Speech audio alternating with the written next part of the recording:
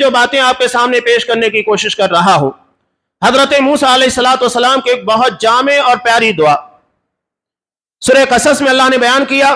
حضرت موسیٰ علیہ السلام ایک دعا مانگتے ہیں، ربی انی لما انزلت الی من خیر فقیر، کہ اے میرے پروردگار تو جو بھی خیر اور بھلائی میری طرف نازل کرے میں اس کا محتاج ہوں۔ ایک چھوٹی سی دعا ہے، اللہ نے اس دعا کی برکت سے کتنا نوازا۔ میں کچھ بیک گراؤنڈ کو بیان کروں، کچھ آگے کی باتیں، تو سمجھ میں آئے گا کہ دعا کی اہمیت اور افادیت کیا ہے۔ حضرت موسیٰ علیہ السلام یہ فرعون کے دربار میں پل رہے تھے، اور یہ بھی اللہ کی حکمت اور اس کی تدبیر کا حصہ تھا، اس لیے کہ انہیں فرعون کے دربار میں جب دعوت و تبلیغ کی ضرورت پیش آئے تو وہاں پر جاتے ہوئے انہیں اجنبیت محسوس نہ ہو، اس لیے کہ شاہوں کا جو محل ہوتا ہے، انسان وہاں جا کر اس کنڈیشن کو دیکھنے کے بعد مرعوب ہوتا ہے، اور انسان کے پر ذہنی طور کے پر وارفتگی طاری ہو جاتی ہے۔ تو اللہ نے شروع سے ہی انہیں محل کے اندر رکھا تاکہ جب فرعون کے دربار میں جائے تو کسی قسم کی مرعوبیت نہ ہو، کہ اس کی تدبیر کا حصہ تھا۔ حضرت یوسف علیہ السلام کو عزیز مصر کے پاس بھیجا، کیوں؟ تاکہ حکومت کے چلانے کے تمام طور طریقے وہ سیکھ جائیں۔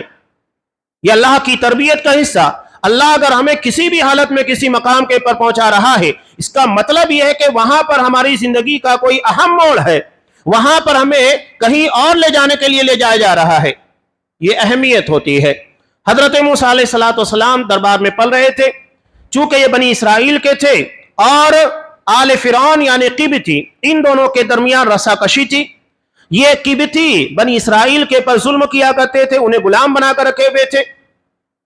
ہوا یوں کہ ایک بنی اسرائیلی اور ایک قبطی، ان دونوں کے درمیان جھگڑا ہو رہا تھا۔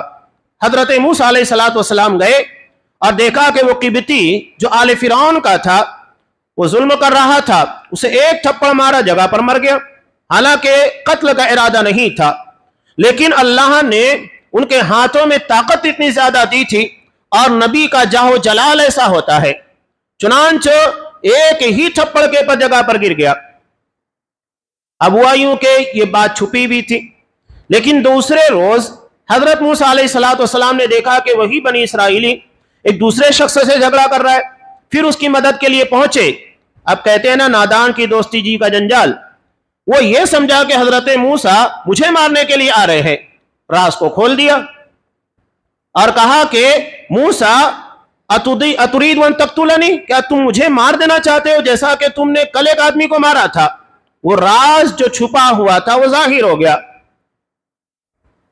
اب حضرت موسیٰ علیہ السلام کے تعلق سے فرعون کے محل میں مشورہ ہو رہا تھا کہ قتل کے بدلے میں حضرت موسیٰ کو مار دیا جائے۔ اب اسی دربار میں ایک شخص جو حضرت موسیٰ کا خیر خواہ تھا، اس نے آ کر اطلاع دے دی۔ حضرت موسیٰ علیہ السلام اسی جگہ سے پیدل مدین کی جانب نکلے، ایک لمبا سفر طے کیا، تنہا تھے، نہ سامان تھا نہ زیادہ راہ ہے، کچھ بھی نہیں تھا، جیسے ہی معلوم ہوا سیدھے نکل گئے۔ اب مدین پہنچنے کے بعد انسان جب ایسے عالم میں جاتا ہے کہ پیچھے اس کے قتل کی سازش رچی جا رہی ہے، اور وہ بھی حکومتی سطح کے پر، یعنی وہ مصر کسی صورت میں جا نہیں سکتے، اور مدین کے بارے میں علم نہیں تھا کہ ایک نئے شہر کے اندر آئے ہوں، پتہ نہیں کون لوگ ہے، کیا ہے۔ انسان کو اجنبیت کی بنیاد کے پر ڈر لگتا ہے، کون اپنا ہے، کون میرا ساتھ دے گا، کون مجھے بچائے گا۔ وہاں پر انہوں نے دیکھا کہ ایک کنواں ہے، کنویں کے پر لوگ آ کر اپنے جانوروں کو پانی پلا رہے ہیں، دو نوجوان بچیاں تھی وہ کنارے ہٹی ہوئی تھی، انہوں نے ان نوجوان بچیوں کی بکریوں کو پانی پلا دیا مفت میں، اور اس کے بعد ایک درخت کے سائے میں آ کر بیٹھے اور وہاں اللہ سے دعا مانگی، ربی انی لما انزلت الی من خیر فقیر۔ کس وقت حضرت موسیٰ دعا کر رہے ہیں، نہ ان کے لیے چھت ہے، یعنی رہنے کے لیے کوئی جگہ نہیں، ایک اجنبی بستی کے اندر ہے، نامعلوم شہر ہے، اور پیچھے ان کے قتل کی سازش رچی جا رہی ہے، جان کے دشمن بنے ہوئے لوگ۔ اتنی ساری مصیبتوں کے عالم میں حضرت موسیٰ وہاں پر پہنچے ہیں اور اللہ سے دعا مانگ رہے، پروردگار جو بھی خیر، جو رحمت تو نازل کر دے، میں اس کا محتاج ہوں۔ بے بسی کا عالم تھا، ہر اعتبار سے بے بس تھے۔ ہم تو اتنے بے بس نہیں، اللہ نے ہمیں مکان عطا کیا ہے، افراد عطا کیے، سب کچھ ہے، کیا ہم حضرت موسیٰ علیہ السلام کی طرح بے بس ہے جب انہوں نے اللہ سے دعا مانگی تھی؟ نہیں، وہ حالت ہمارے پر نہیں ہے۔ تو غور کیجئے کہ اللہ نے ہمیں بہت بہتر حالت میں رکھا ہے۔ اللہ کا رحم ہے ہمارے پر کہ اللہ نے اتنی ساری سازشوں کے باوجود بھی ہماری حفاظت کی۔ آج ہماری معیشت بہتر ہے، ہمارے جان مال عزت و ناموس کی بہرحال حفاظت ہے۔ یہ بہت بڑی نعمت اللہ کی۔ اس کے بعد اللہ نے اس دعا کی برکت سے کیا عطا کیا؟ وہ حضرت شعیب کی دونوں بچیاں تھیں جنہیں مدین کی طرف نبی بنا کر بھیجا گیا تھا۔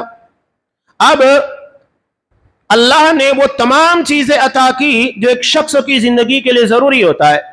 حضرت شعیب کے پاس گئے، وہاں جانے کے بعد اپنے واقعے کو بیان کیا، میرے پر کیا بیت رہی ہے، کیا چل رہا ہے۔ تو انہوں نے کہا کہ ڈرنے کی کوئی ضرورت نہیں، نجوت من القوم الظالمین، تم ظالم لوگوں سے نجات پا چکے ہو۔ انسان جس بات سے ڈر رہا ہے پہلے اس بات کی جانب انہیں مطمئن کیا، کوئی ضرورت نہیں ڈرنے کی، بالکل مطمئن ہو کر ہمارے پاس رہو۔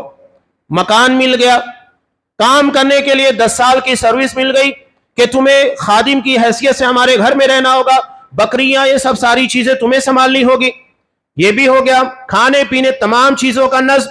اللہ نے بیوی بھی عطا کر دی، کہا کہ میں ان 2 بچیوں میں سے ایک کا آپ کے ساتھ نکاح کرنا چاہتا ہوں، وہ بھی ہو گیا۔ جب سب کچھ مل گیا، مدت گزار لی، اللہ نے نبی بنا کر انہیں مصر کی طرف بھیجا۔ ایک دعا کی برکت سے پوری زندگی کہاں سے کہاں پہنچ گئی۔